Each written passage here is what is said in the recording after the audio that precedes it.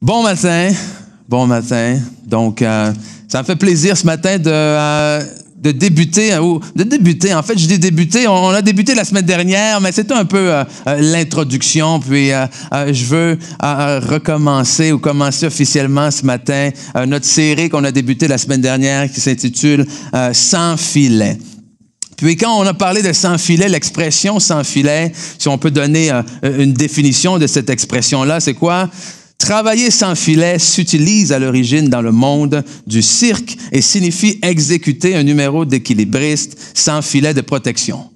Par analogie, donc si on compare, la locution s'utilise dans le monde du travail et signifie prendre tous les risques sans garantie. Et même si on parle ici du milieu du travail, eh bien, ça s'applique en fait à n'importe quel milieu. C'est-à-dire prendre des risques dans nos vies sans aucune garantie. Puis ce qu'on a vu, c'est qu'en fait, nous, on aime les garanties. On veut les garanties. Avant d'aller quelque part, avant de bouger quelque part, on veut que ça soit à 100% garanti. Mais combien d'entre vous savez que la foi, on nous demande d'agir par la foi sans garantie? En fait, la seule garantie qu'on a, c'est quoi? C'est la parole que Dieu nous donne. Mais nous, après avoir reçu la parole de Dieu, on veut des garanties physiques, on veut des garanties tangibles. Amen? Mais c'est ça qu'on veut dans cette série-là, de dire, c'est le temps pour nous de lâcher les filets. Et même si, dans quelques instants, on va remontrer le témoignage qu'on a vu la semaine dernière, juste parce que je veux qu'on se remette dedans. Et même si on parle beaucoup d'exemples de guérison au niveau physique, les filets, c'est pas toujours quelque chose de physique. C'est pas toujours quelque chose de visible. Okay? Un filet, ça peut être une attitude. Un filet, ça peut être un comportement. Un filet, ça peut être une façade. Un filet, ça peut être quelque chose que tu mets devant toi pour t'empêcher d'être blessé. Un filet, ça peut être bien des choses. Donc, ce que je veux que vous fassiez dans cette série-là, lorsqu'on parle de filet, c'est pas seulement de dire, ouais, mais Seigneur, demain matin ou aujourd'hui, OK, je lâche tout, j'abandonne tout, je lâche mon travail parce que je pense que tu vas pourvoir. C'est pas ça, non. Parce que le filet, ça peut ne pas être nécessairement ton travail tant que tout l'espoir et le fondement que tu as sur ton travail. On s'entend? Et c'est là où est-ce que je dis que c'est délicat, parce que c'est là où est-ce que vous avez besoin, tous et chacun, d'entendre de Dieu, de laisser le Saint-Esprit vous guider à savoir quel est votre filet. Parce que des fois, les choses qu'il y a dans notre vie ne sont pas nécessairement mal en soi, mais c'est tout l'espoir qu'on met en ces choses-là qui ne sont pas bonnes. Et que là, dès qu'il y a quelque chose de ça qui change, eh bien, on se trouve ébranlé. Amen? Mais notre confiance en tant qu'enfant de Dieu ne doit pas venir de tous les systèmes qu'on met autour de nous pour y arriver, mais doit venir du roc, du rocher, de la seule chose, en fait, qui ne change jamais, c'est-à-dire le Seigneur Jésus-Christ lui-même. Donc, on va revoir ce petit vidéo-là, qui est le témoignage, en fait, d'une jeune fille que j'ai rencontrée lorsqu'on est allé au camp Décision, un camp pour les jeunes de 12 à 18 ans. Puis il y a eu beaucoup de belles choses qui se sont passées durant cette semaine-là. Beaucoup de jeunes ont reçu des guérisons physiques, beaucoup de jeunes ont reçu des guérisons du cœur, émotionnel, ils ont reçu des visions, des directions pour leur vie. Puis c'est un peu basé sur ce qu'elle dit dans son témoignage que je veux voir avec vous, vous aider à comment est-ce qu'on arrive à lâcher les filets tranquillement dans nos vies et à avoir une vie qui, jour après jour, fait de plus en plus confiance à Dieu. Parce que la réalité, c'est quoi? Comme il y a justement un funambule qui disait, parce qu'on lui posait la question, mais pourquoi? C'est quoi le but? C'est quoi le but de faire ça sans filet? Et ce qu'il a répondu, c'est qu'il dit qu'en fait, c'est sans filet où est-ce que tu as le plus grande liberté. Et il dit, lorsque tu es sans filet, c'est là où est-ce que tu as la plus grande liberté. Et non seulement c'est là où est-ce que tu as la plus grande liberté qui te permet de faire des choses que tu n'es pas capable de faire avec un filet ou en étant accroché avec un harnais, mais c'est là où est-ce que tu développes le plus haut niveau de concentration. Et dans nos vies, on a besoin d'être concentré sur Dieu. On a besoin d'être avec lui, en lui, pour savoir où est-ce qu'il veut qu'on aille. Mais le problème, c'est que quand on a tellement de systèmes autour de nous qui font ce que Dieu, en fait, dit qu'il peut faire, mais nous, on pallie avec telle chose, ça nous empêche d'être à 100% concentrés sur lui. Et ça nous empêche d'être à 100% libre et ça empêche en fait le Seigneur de travailler 100% librement à travers nous. Parce qu'on est attaché avec quelque chose d'autre que lui. Hein? Donc quand tu es prêt. Alors je peux juste imaginer l'excitation. How he like he walked. Quand il a marché. When he couldn't. Quand il ne pouvait pas. And just a little bit of the excitement I could imagine he felt. Juste un peu d'excitement She's que feeling lui a senti. right now, Elle le super ressent excited. maintenant parce qu'elle est super excitée. And I know the majority of you know why, but we're gonna. Et je sais que la majorité d'entre vous, vous I savez know ce not qui est everyone arrivé. knows, so why Pas tout don't le monde qui sait. you Fait que tell tu peux everyone me dire your story and ton why you're so histoire, excited pourquoi tu that es you look tellement like you're about to excité. go to the bathroom. On dirait que tu vas aller aux toilettes, là. You excited for Tu es excité Jesus? pour Jésus. Dans le fond, ça fait à peu près 2 ans que je It's peux been pas 2 vraiment years that marcher. she didn't walk. Je boitais I was pendant un an. limping Puis since a après, year. pendant un an, j'étais en béquille. And for a year I was on J'ai crutches. été en chaise roulante pendant à peu près 2 mois. I was pendant le temps des fêtes. 2 months in a wheelchair during the holidays. Puis j'ai été guérie de la jambe droite et pas de la jambe gauche. I was healed of my right leg, but not the left leg for a long time. Puis mercredi matin, à la prière du matin, j'ai vu une vision And Wednesday morning at morning prayer, I saw a vision que je lançais mes béquilles par terre puis je marchais. that I was throwing my crutches down and I was going to walk.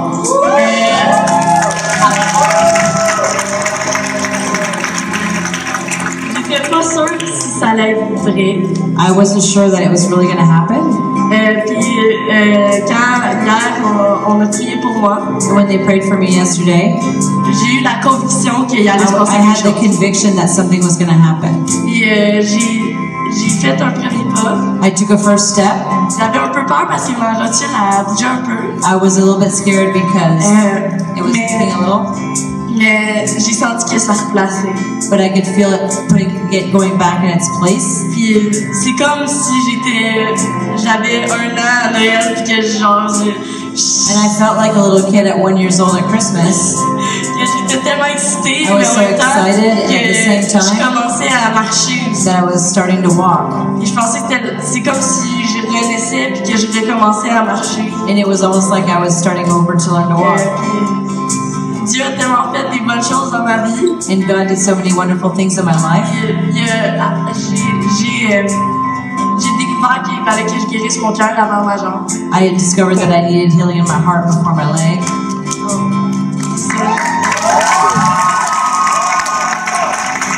Awesome. So you know she walked in on crutches. She was on Amen. Mais crutches comme j'ai for dit la semaine 3 years. dernière, j'étais là quand elle a lancé ses béquilles par terre et qu'elle s'est mise à marcher. J'ai vu à quel point c'était un pas de foi. C'était vraiment un pas de foi. Ça s'est pas fait en 5 secondes. Ça a été pas après pas. Puis, quand on montre des choses comme ça, vous avez 2 façons de réagir, OK? Vous pouvez soit vous dire, oui, mais pourquoi elle et pas moi?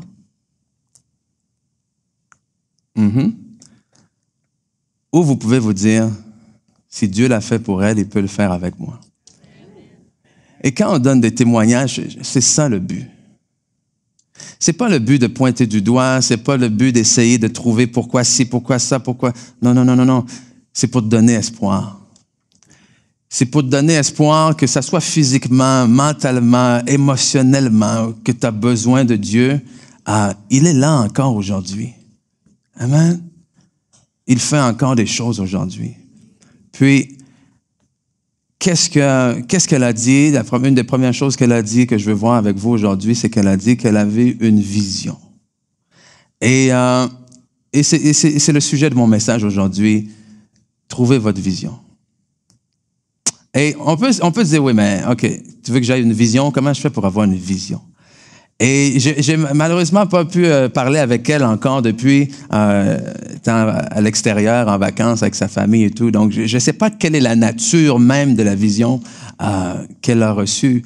Mais je veux juste démystifier un petit peu, parce que quand on entend le mot vision, peut-être qu'il y a des gens, bon, mais ça vous dit absolument rien, et peut-être que d'autres, ben, vous pensez à ces visions, justement, un peu spectaculaires qu'on voit beaucoup, surtout au niveau dans l'Ancien Testament, avec les prophètes, qui ont presque tous reçu des visions, avec Daniel, qui reçoit des visions de la fin des temps, des choses comme ça. Puis, on voit aussi dans le Nouveau Testament, que ça soit Pierre qui reçoit une vision, du drap avec les animaux, puis que Dieu lui montre finalement qu'il n'a pas à nommer impur ce que lui il nomme pur. On voit l'apôtre Paul qui a une vision, non seulement il reçoit carrément la vision du Seigneur Jésus, mais il a une vision aussi un jour d'un Macédonien qui lui dit de venir prêcher la parole chez lui. Puis il y a toutes sortes de visions qu'on voit dans la parole de Dieu, que ce soit qu'il agisse en songe ou en rêve. Dieu donne des visions. Et il dit que dans ces derniers temps, les jeunes gens auront des visions. Amen. Et est-ce que Dieu encore aujourd'hui travaille en donnant des visions? Oui. Je me souviens d'un jour où est-ce que je voulais faire un voyage missionnaire, ok? Je voulais aller partir, faire un voyage missionnaire, mais je savais pas où aller, où me rendre. Puis j'ai prié, mais Seigneur, montre-moi où est-ce que tu veux que j'aille, montre-moi où je dois aller. Puis un jour, alors que je rêvais, j'ai vu un homme que j'avais jamais vu. Dans mon rêve. Un homme que je connaissais pas. Et cet homme-là m'a dit, viens. M'a dit, viens chez nous, il faut que tu viennes à... Puis là, dans mon rêve, le début de la phrase a coupé. Puis ça finissait, il faut que tu viennes à saut. Ça finissait comme ça. OK? Puis je me réveille, puis ça reste comme ça. Puis c'est vraiment bizarre. Fait que tout ce qu'il y a dans mon rêve, c'est... Vous savez, des fois, quand on monte des voitures qui vont à toute vitesse, là, ou des lumières qui vont super vite, là. Je sais pas si je m'exprime bien, là. C'est comme ça flash, là. Puis tout ce que tu vois, c'est des lignes de lumière, là. Mais mon rêve a commencé comme ça. Puis tout après, ça a commencé avec... ça a changé l'image d'une plage avec ce monsieur-là qui m'a dit, viens à un saut. Hein? Et je me réveille, puis je fais comme, OK, mais qu'est-ce que c'est que tout ça? Fait que la journée passe, le lendemain, finalement, je m'en vais dans la chambre de mon frère et il y a un livre sur son bureau. Donc, je prends le livre, je commence à lire le livre et je tourne, évidemment, pour regarder la description du livre. Et qui est-ce que je vois à l'endos du livre? Le monsieur que j'avais vu dans mon rêve. Et je lis, et c'est écrit qu'il est pasteur à Nassau, aux Bahamas. Eh oui, c'est dur, un voyage missionnaire aux Bahamas. Et là, je m'en vais chercher la brochure que j'avais qui montrait les différentes destinations. Et sur la brochure, à côté, il y avait l'image de New York avec plein de lumière. Puis juste à côté de la page, c'était Nassau. Alors, je me suis dit, OK, c'est là que je vais aller. Et je suis allé là, puis c'était tellement génial parce qu'un dimanche matin, on était là à l'église, puis c'était le pasteur Miles Monroe qui prêchait ce dimanche-là. Et je l'avais à quelques pieds de moi. C'était juste incroyable. Donc, Dieu travaille encore comme ça aujourd'hui. Dieu donne des rêves, Dieu donne des visions.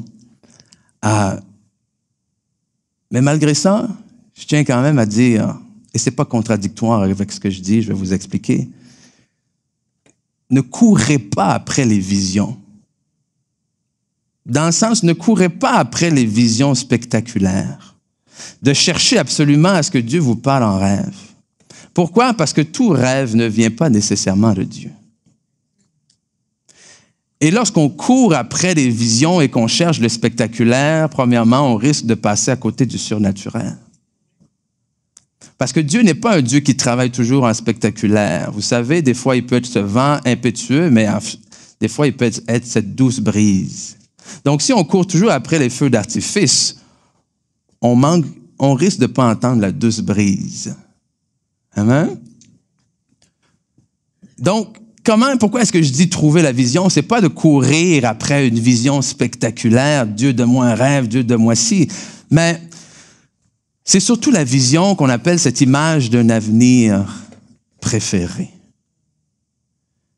Qu'est-ce qu'une image d'un avenir préféré? La Bible nous dit en Jérémie 29, 11, hein? Car je connais les plans, les projets que j'ai formés sur toi, dit le Seigneur.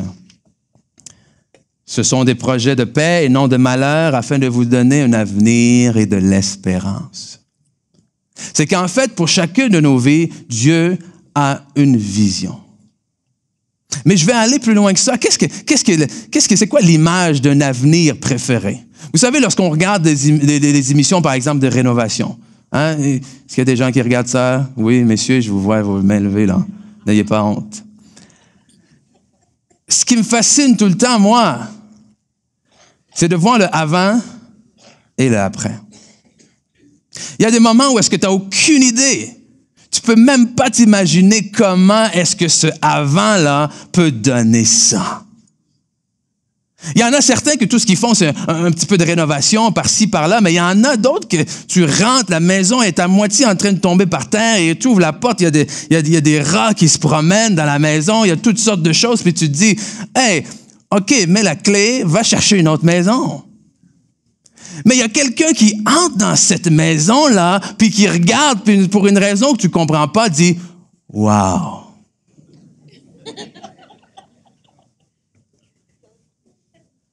Et là, tu fais comme, mais ça va pas. Et là, tout de suite, c'est « Wow! » Je vais mettre ça ici. Oh oui, ici, il va y avoir ça, à côté du rat qui est en train de courir par terre. Et là,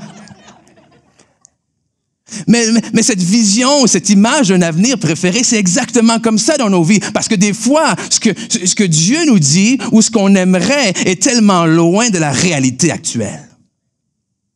Et même lorsque quelqu'un vient puis essaye de nous exhorter puis il dit « Non, tu vas t'en sortir. Oui, tu es capable. » Et la personne regarde notre vie, regarde le potentiel que Dieu a mis en nous, regarde des choses qu'on est en train de faire. La personne dit « Wow! » Puis nous, on fait comme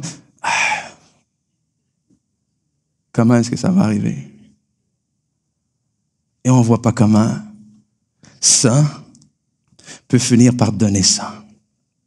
Donc, cette vision que je veux vous encourager à trouver ce matin, c'est une vision d'un avenir préféré. C'est la vision de l'avenir que tu as pour ton couple. Parce que peut-être qu'en ce moment, ton couple, c'est ça. Puis tu n'as aucune idée comment ça peut donner ça. Et non seulement tu n'as aucune idée, mais tu n'y crois pas si tu es honnête avec toi-même. Mais si tu ne le vois pas, OK, je vais te dire quelque chose de très profond ce matin. Si tu n'arrives pas à le voir, tu n'arriveras pas à le voir. Si tu n'es pas capable de te voir un jour sans filet, ça va être très difficile de vivre un jour sans filet. Si tu n'es pas capable d'imaginer ton couple et d'avoir cette image d'un avenir préféré, ça va être difficile de le voir arriver un jour. Quand tu regardes tes enfants, est-ce que tu as une vision pour tes enfants? As-tu une vision pour ta famille? As-tu une vision pour ton foyer? Parce que quand je parle de vision, je ne parle pas juste d'appel de Dieu, de qu'est-ce que je vais faire dans le ministère, c'est quoi ma carrière. Non, je parle d'une vision, d'un avenir préféré. Je parle de regarder ta vie, toutes les sphères de ta vie en ce moment, puis de dire, comment est-ce que ça pourrait donner ça? Que quand tu te lèves le matin, si tu me dis que tu te lèves le matin, tu te regardes dans le miroir et que tout est parfait, qu'il n'y a rien que tu changerais dans ta vie, génial. Mais moi, il y a quelque part dans la Bible qui nous dit que même lorsqu'on porte du fruit, Dieu nous émonde pour qu'on en porte davantage. Et si mon objectif, c'est d'être de plus en plus à l'image de Christ et que je ne suis pas encore à l'image de Christ, alors ça veut dire qu'il y a des choses qui peuvent être encore mieux dans ma vie. Donc, si je regarde mon ministère aujourd'hui, que je dis merci Seigneur de m'avoir mis ici, mais j'ai un avenir, j'ai l'image d'un avenir préféré encore pour mon ministère. J'ai une image, merci Seigneur pour la femme que tu m'as donnée, mais j'ai encore une image d'un avenir encore plus préféré pour mon couple. Amen? Merci pour les enfants que tu m'as donnés, mais mes enfants sont jeunes, et quand je les imagine plus vieux, je les imagine d'une certaine façon. Mais trop souvent, le problème, c'est quoi? C'est qu'on accepte la vision que le monde nous donne. On accepte la vision et l'image que les circonstances vont nous peindre. Et comme on dit, en pensant que c'est bien, je fais ce que je peux avec ce que j'ai. C'est pas faux. Hein? Mais des fois, on le voit, on le dit un peu d'une connotation négative. Mais vous pouvez faire beaucoup plus que vous pensez avec ce que vous avez. Parce que ce que vous donnez à Dieu peut le faire multiplier. Il a le pouvoir de le transformer. Donc aujourd'hui, je vais vous mettre au défi.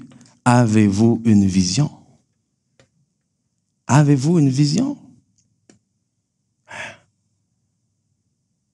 Est-ce que tu te vois en train de marcher un jour?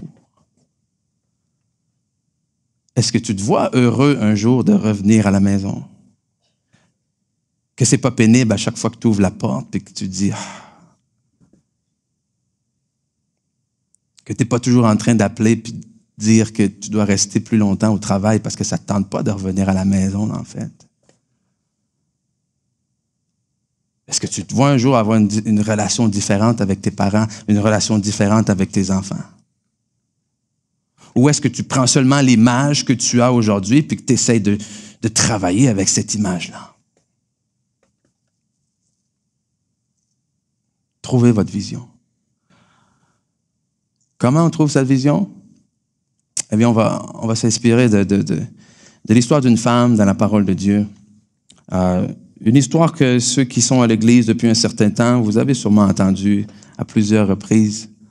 Mais il y a des choses quand même que je veux sortir de cette histoire-là et voir comment, grâce à elle, par son exemple, on peut avancer et arriver à trouver une vision.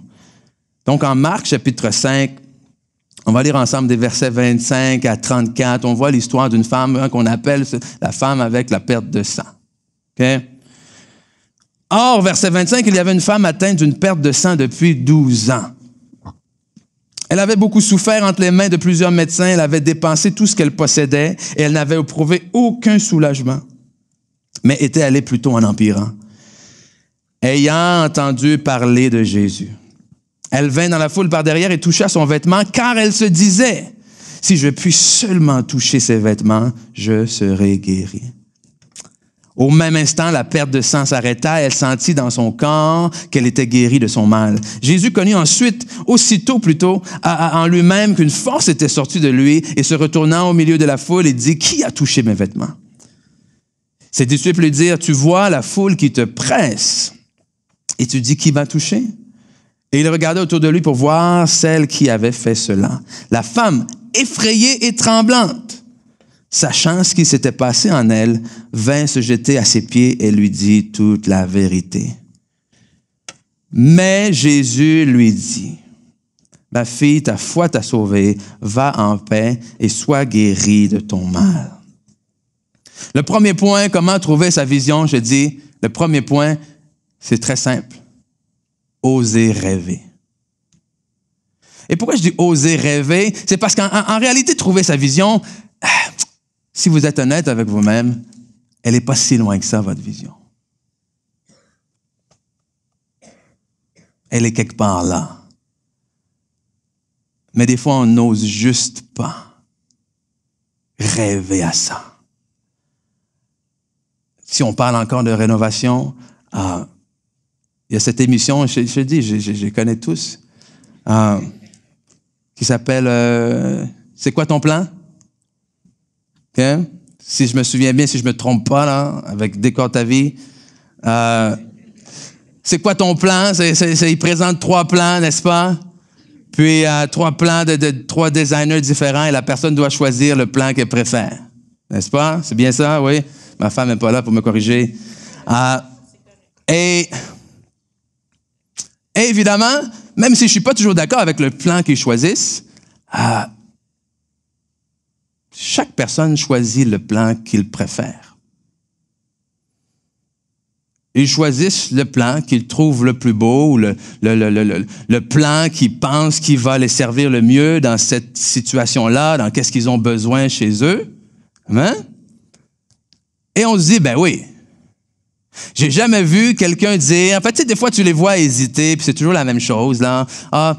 J'aime ça ici, j'aime lui là, j'aime ça de lui, je sais pas quoi choisir et tout ça.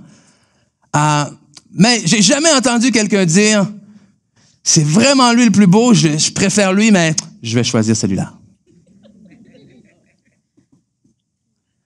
Et pourtant, trop souvent, c'est ce que je vois des gens faire avec leur vie. On vient à l'église, on entend des prêches, des messages, des sermons, on est encouragé, on a des amis qui nous encouragent, on a la Bible qui nous dit des choses, on a la parole de Jésus comme la femme avec la perte de sang ayant entendu parler de Jésus. On entend parler de Jésus peut-être plus que n'importe qui, là. Et Jésus vient et nous propose un plan. Mais la société vient et nous propose un plan. Mais mon histoire vient, mon passé vient et me propose un plan. Cette femme avec la perte de sang, elle avait un plan. L'image qu'on lui avait donnée, qu'elle a regardée, c'est quoi? C'est l'image d'une femme qui a été probablement abusée d'elle. Pourquoi? Parce qu'on a pris son argent, puis ça n'a rien donné. 12 ans à perdre du sang, tu commences à être un peu faible.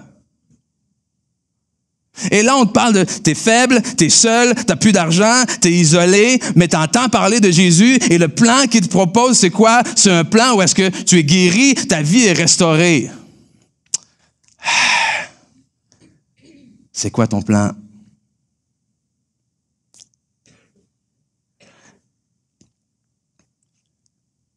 Le contraste entre le départ et la fin est tellement grand, est tellement trop grand pour certains qu'on n'ose même pas en rêver.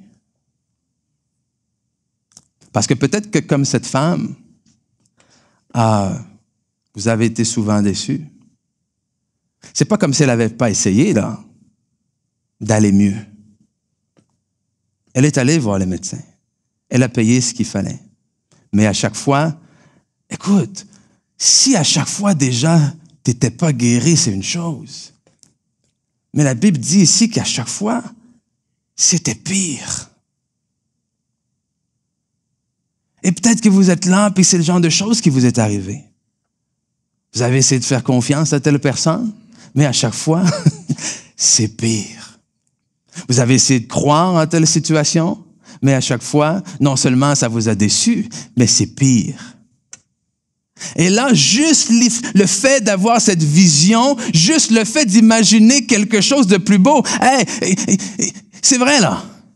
Combien de fois on se dit, j'aime mieux pas me faire d'attente. Pourquoi est-ce qu'on dit ça? Parce qu'on aimerait tellement que ça soit vrai. Mais que si c'est pas comme on pense, ça va nous faire mal. Donc, on pense qu'on se protège en disant tout haut, eh bien, je me fais pas d'attente. Come on. OK, on va entre vous et moi, là. Est-ce que c'est vraiment vrai? Ou on dit ça plutôt pour essayer de se convaincre nous-mêmes, puis si ça arrive pas, on peut dire, mais je le savais, c'est correct, je suis pas blessé. OK? Non. Puis des attentes jusqu'à un certain point, on peut changer ce mot-là puis mettre vision à la place.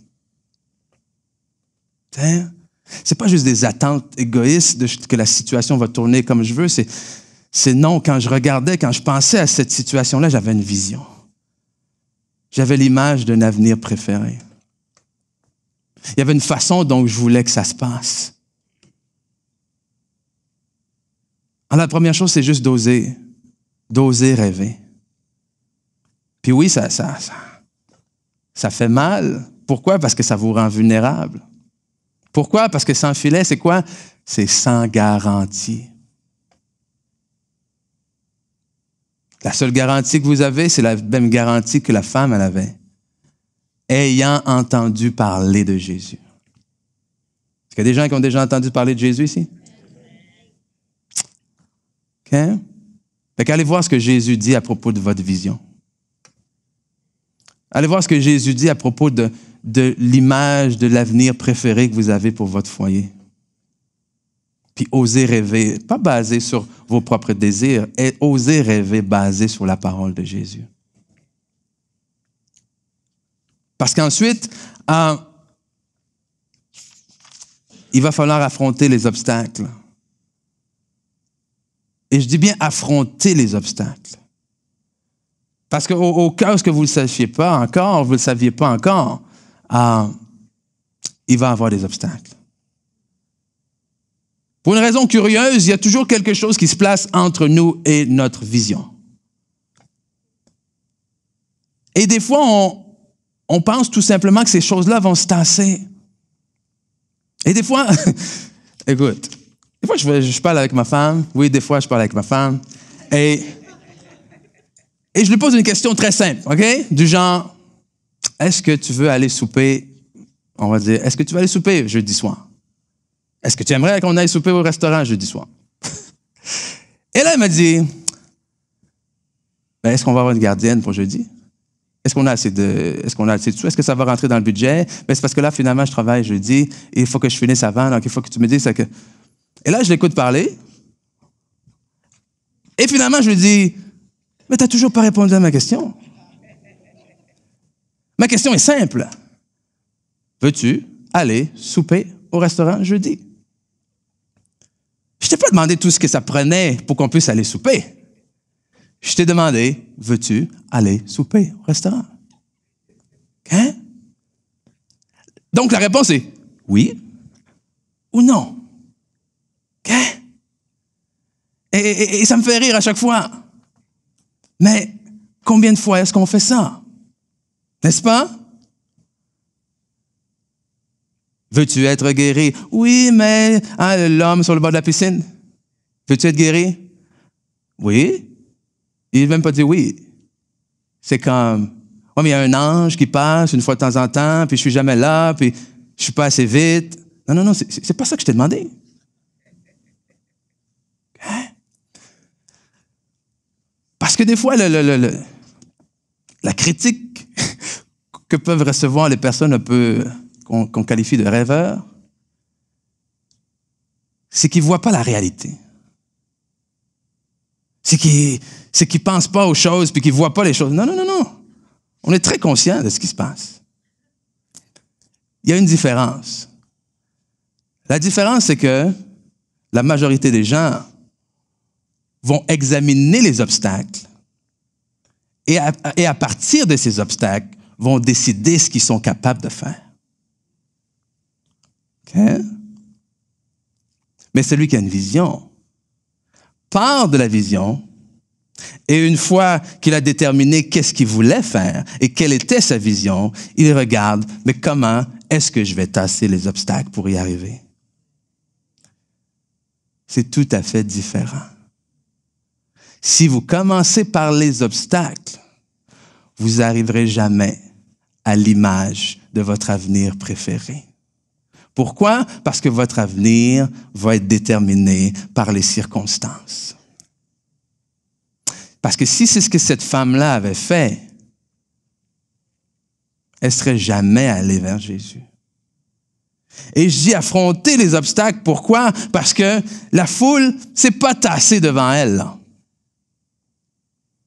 Le jour qu'elle a décidé, au moment qu'elle a décidé, si je le touche, je vais être guéri. OK, pas parce qu'elle a pensé ça que... Et là, pourtant, nous, on est là, chez nous, puis on prie, Seigneur, fais ci, Seigneur, fais ça, puis on attend que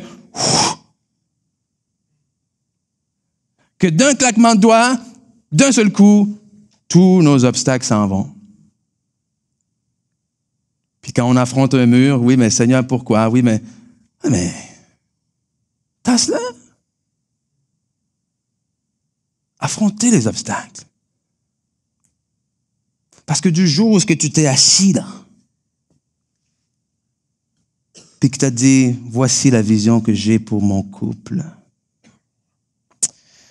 Parce que déjà, si tu prends le temps de faire ça, c'est peut-être parce que ce n'est pas encore là où tu aimerais que ce soit.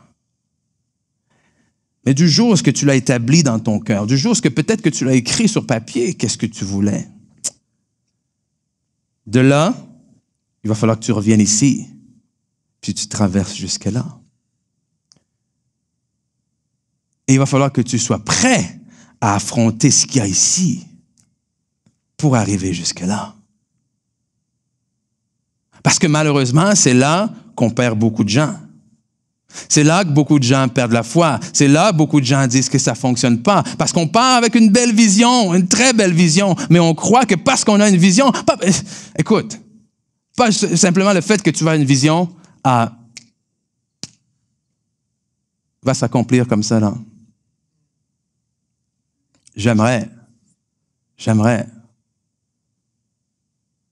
Mais si on marche avec Dieu et si on continue avec Dieu, on peut avoir confiance que oui. Est-ce que vous pensez que la route du Seigneur Jésus a été facile jusqu'à la croix ou jusqu'à assis sur son trône, là? Est-ce qu'il y a eu des obstacles jusqu'au trône? Mais si vous voulez qu'il soit assis sur le trône de votre vie, si vous voulez asseoir vraiment Jésus sur le trône de votre foyer, est-ce que vous pensez qu'il va y avoir des obstacles? Parce qu'on oublie des fois, nous avons un adversaire. Et le but de cet adversaire, c'est de vous garder dans cette vieille image-là. C'est de vous faire croire que c'est impossible. Donc, si vous partez, si vous analysez votre vision à la lumière de vos obstacles, vous serez toujours à court. Toujours à court. Osez rêver. Osez foncer. Tasser les obstacles. Éphésiens 3, verset 20. Or, à celui qui peut faire, par la puissance qui agit en nous, on va dire ensemble, en nous, infiniment au-delà, de tout ce que nous demandons ou pensons. À lui soit la gloire dans l'Église et en Jésus-Christ dans toutes les générations, au siècle et des siècles. Amen. Dieu peut faire infiniment au-delà de ce que tu peux demander et penser. C'est peut-être le temps d'oser demander. C'est peut-être le temps d'oser penser. Parce que quand toi, tu penses que c'est too much, lui, il dit, je peux faire bien plus que ça. OK? Vous ne recevez pas parce que vous ne demandez pas. Parce que vous regardez vos obstacles et déjà vous pensez que ce n'est pas possible. Donc, vous ne demandez pas. Et vous demandez à Dieu de juste vous aider à vivre au milieu de cette image-là, plutôt que de croire à une image d'un avenir préféré. Parce que ce pays où coule le lait et le miel, il est pour vous. Mais oui, il y a des géants en route vers ce pays. Mais en route vers ce pays, contre les géants, on cite un des versets les plus connus. Si Dieu est avec nous. Si Dieu est avec nous. Et vous connaissez bien la réponse. C'est personne. Rien ni personne. Rien ni personne. Rien ni personne. Rien ni personne. Rien ni personne. OK? C'est des choses que vous allez devoir commencer à vous dire. Une fois que vous allez avoir osé rêver, il va falloir commencer à vous dire rien ni personne. Parce qu'au moment où est-ce que vous avez un nom de quelqu'un ou un nom de quelque chose, vous venez de placer cette chose-là au-dessus de Dieu. S'il y a quelque chose dans votre vie qui est capable de vous empêcher d'arriver à cette image d'un avenir préféré, c'est parce qu'elle est plus grande que Dieu. Et je ne sais pas pour vous, mais dans ma vie, il n'y a personne et rien qui est plus grand que Dieu. Donc rien ni personne. Et le troisième point tombe bien. C'est assumer. Assumez votre vision. C'est-à-dire quoi? N'ayez pas honte de votre vision. Il y en a que vous pensez que vous ne le méritez même pas. Vous n'osez même pas demander à Dieu. Hein? Vous savez, cette femme-là, pourquoi je l'ai assumée? Parce que cette femme-là, finalement, lorsque le Seigneur a dit qui m'a touché, elle est arrivée effrayée, tremblante. Elle aurait très bien pu aller se cacher. Elle a très bien pu aller se faufiler dans la foule, puis juste s'en aller, dire, j'ai eu ma guérison, je m'en vais. Mais elle a assumé. Elle a dit, oui, c'est moi.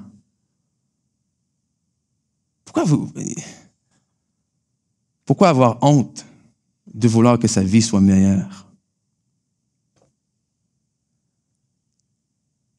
Pourquoi avoir honte de vouloir être plus heureux? Mais des fois, on dirait que c'est comme ça qu'on agit. On se contente. On se contente, puis on remercie Dieu, puis on pense qu'on n'est pas digne. Je ne veux pas tomber dans l'arrogance. Mais assumez. Oui, c'est votre vision. C'est comme quand des gens, qu'on leur donne des compliments des fois, là. Tu sais, il y a l'humilité puis l'humilité, là, hein? J'aime donner cet exemple-là. C'est souvent vous, mesdames, là. Je m'excuse. OK? Ah, donc, belle, ta robe. Ça? Cette vieille affaire-là, là.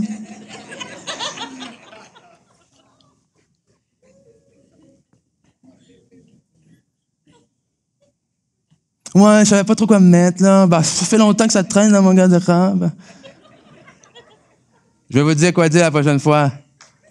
Merci. OK? Vous dites juste merci. OK? Tu as mis quelque chose qui te fait bien? Tu parais bien? On te le dit, dis merci. Parce qu'à la fin de la journée, tu l'as mis pourquoi? On s'entend? Fait que quand tu reçois ce que tu voulais recevoir, dis juste merci. Et le jour où, tu sais, c'est drôle parce que, c'est pas drôle, mais il y a des gens qui ont aussi peur de l'échec que des gens qui ont peur du succès. Peur de réussir, peur que ça fonctionne.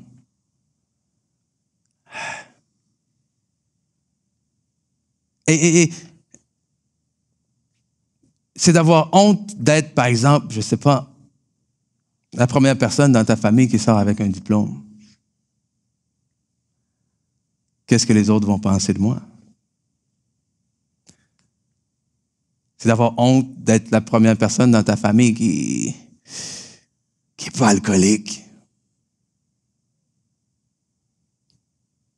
Le fait d'avoir une vision de ta vie qui n'est pas dépendant, c'est pas un manque de respect envers les autres. Oh, mais peut-être que les gens, c'est ce qu'ils vont penser. Est-ce que ça veut dire que tu te penses meilleur que nous? Ça n'a pas rapport avec vous, là. Ça a rapport avec ce que Dieu a mis en moi. OK? Assumez. Assumez, parce que c'est ce que Dieu veut.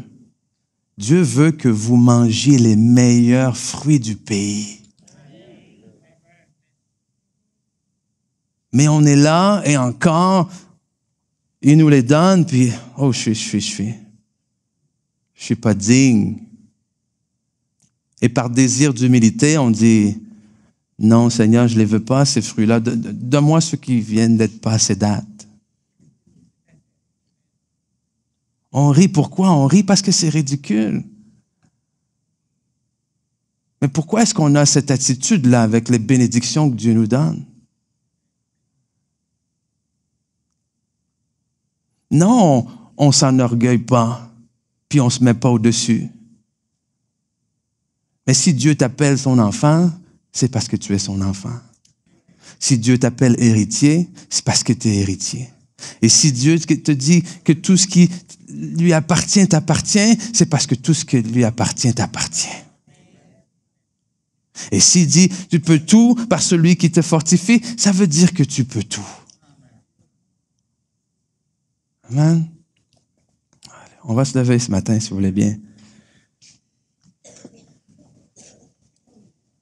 Je vais appeler l'équipe de louange, je peux revenir devant.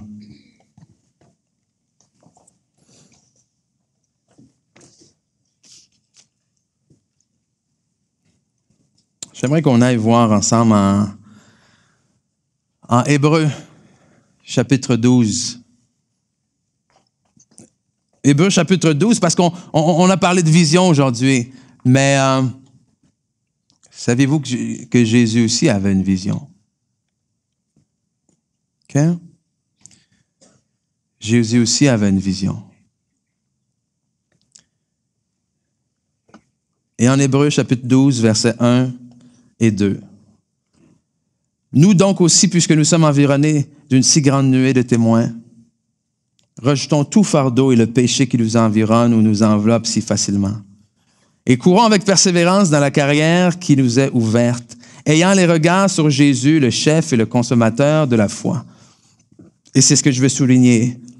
Qui, en vue de la joie qui lui était réservée, a souffert la croix, méprisé l'ignominie et s'est assis à la droite de Dieu. Vous vous rappelez ce que j'ai dit? Qui, en vue de la joie, a passé à travers ces obstacles-là. Pas à examiner les obstacles et à décider s'il allait aller à la croix. Pas à examiner la croix, l'ignominie, le rejet et à dire, est-ce que tout ça vaut la joie? Non. Il a commencé ici. Il a commencé à la joie. La joie d'être assis à côté de Dieu, la joie de recevoir le nom qui est au-dessus de tout nom, mais la joie de vous voir, vous et moi. Pourquoi? Parce que cette joie-là, il la comparait à la peine qu'il avait de voir les enfants de Dieu finir leur vie en enfer, finir leur vie éloignée de Dieu. J'ai dit, comment est-ce que mon père a tout donné? Comment est-ce que je vais aller me sacrifier puis qu'il y a des gens qui ont la possibilité de goûter à ce qu'il y a de meilleur puis ils le feront pas. Et pour le faire, moi, je dois aller me sacrifier. C'est là qu'il a dit oui. Dans sa vision, il y avait vous et moi. Dans sa vision, il y avait chacun d'entre nous qui un jour, on ne connaissait pas le Seigneur. Qui un jour, menions notre propre vie, là. Et dans sa vision, il y avait ça un jour aussi. Dans sa vision, il voyait des gens se réunir ensemble en son nom. Il voyait des gens se réunir ensemble pour élever son nom. Il voyait des gens qui, en route vers la mort, changeaient de côté pour vraiment goûter à la vie. Et cette vie éternelle-là. Et c'est cette question que je veux vous poser ce matin avant de se laisser aller. Je vais vous poser la question ce matin, quel est ton plan? Quel est ton plan? Est-ce que ton plan, c'est celui que tu t'es tracé toi-même depuis le début de ta vie? Est-ce que ton plan, c'est celui dont tu es le propre maître, que c'est toi qui décides? Mais j'ai une nouvelle pour toi. Il n'y a rien de ce que tu vas décider toi-même qui est garanti. On connaît trop de gens qui ont fait des plans pour leur vie. Et dès qu'ils sont arrivés à un âge où ils pouvaient accomplir ces plans-là, la santé n'était plus là. Vous n'avez pas eu de pouvoir sur votre premier souffle. Vous n'en avez pas plus sur votre dernier. Donc, qu'est-ce qui vous fait croire qu'entre les deux, c'est vous qui le contrôlez? Quel est ton plan? Le plan que la société t'a tracé? Le plan dans lequel tu crois être obligé de rentrer? Mais je vais te proposer un autre plan ce matin. Celui qu'on appelle le plan du salut. Nous sauver de quoi? Nous sauver de nous-mêmes. Nous sauver de nos fautes, nos erreurs, nous sauver de nos péchés. Parce que Dieu a tant aimé le monde qu'il a donné son Fils unique afin que quiconque croit en lui ne périsse point, mais ait la vie éternelle. Que Dieu s'est fait homme dans la personne de Jésus-Christ, qui s'est identifié à nous, il s'est identifié à nous dans nos faiblesses. Il s'est identifié à nous dans nos manquements. Et la Bible dit même qu'il est devenu péché. Et sur la croix, il a crucifié le péché. Il a mis à mort le péché. Pourquoi? C'est pour qu'en notre foi en lui, nous pouvions maintenant avoir accès à la vie. Et ce plan-là, il est disponible pour tous et chacun ce matin. Il n'y a personne qui va vous tordre un bras. C'est à vous de choisir. Ce plan-là, il est gratuit parce qu'il y a quelqu'un qui a payé pour. Mais il faut le choisir. C'est à vous de le choisir. Et quand vous choisissez ce plan, sachez que vous choisissez une vie nouvelle. C'est pas je choisis ce plan pour continuer à vivre dans l'autre. Non, non, non, non. C'est choisir un nouveau plan, un nouveau maître, une nouvelle destinée, une nouvelle vision. Donc, c'est très simple. Ce matin, comme on fait presque tous les dimanches, je vais compter jusqu'à 3. Puis à 3, si c'est vous ce matin, si pour la première fois, je voulais dire oui. Si vous êtes honnête avec vous-même que vous n'avez jamais accepté le Seigneur Jésus comme votre maître, comme votre sauveur, vous n'avez jamais dit oui, je crois que Jésus-Christ est le Fils de Dieu, qu'il est mort et ressuscité pour mes péchés, que vous voulez choisir son plan pour votre vie aujourd'hui, je vais compter jusqu'à 3. Puis à 3, simplement levez votre main bien haut et on va prier ensemble ce matin. Donc 1, 2, 3. Est-ce qu'il y a quelqu'un ce matin? Est-ce qu'il y a quelqu'un qui veut dire oui pour la première fois au Seigneur Jésus? Alléluia. Juste levez la main, on est là. Oh, merci Seigneur. Oh, gloire à toi Seigneur Jésus. Oh, alléluia Seigneur. Oh, merci Seigneur. Oh, alléluia Seigneur. Oh, alléluia. Oh, alléluia. Donc, on va se laisser ensemble en priant ce matin. Seigneur, je te remercie. Je te prie pour chaque personne ici présente. Je te prie pour les visions qui sont déjà dans les cœurs. Seigneur, je crois fermement qu'il y a des gens qui ont des visions, que ces visions-là ont même été déposées par toi, Seigneur, mais à cause des circonstances de la vie, à cause des échecs, à cause des manquements, à cause des fois de leurs propres erreurs, Seigneur, ils ont perdu l'espoir. Ils ont arrêté d'oser rêver à cette vision-là, Seigneur. Mais ma prière pour eux ce matin, c'est que tu puisses ranimer, raviver en eux cette vision que tu as déposée. Que tu leur donnes cette audace d'oser, de demander, parce que tu es le Dieu qui fait infiniment au-delà de tout ce qu'on peut demander ou penser. Donc, merci Seigneur que ces obstacles également ne soient pas des contraintes pour eux. Seigneur, que ces géants ne deviennent pas des empêchements, mais au contraire, des opportunités afin qu'ils puissent voir ta grandeur à chaque fois, à chaque pas, à chaque opportunité.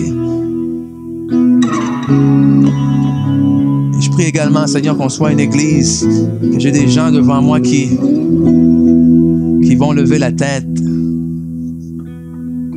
qui n'auront pas honte de marcher dans cette vision, mais qui vont être des témoignages de ton amour, des témoignages de ta miséricorde, des témoignages de ta fidélité.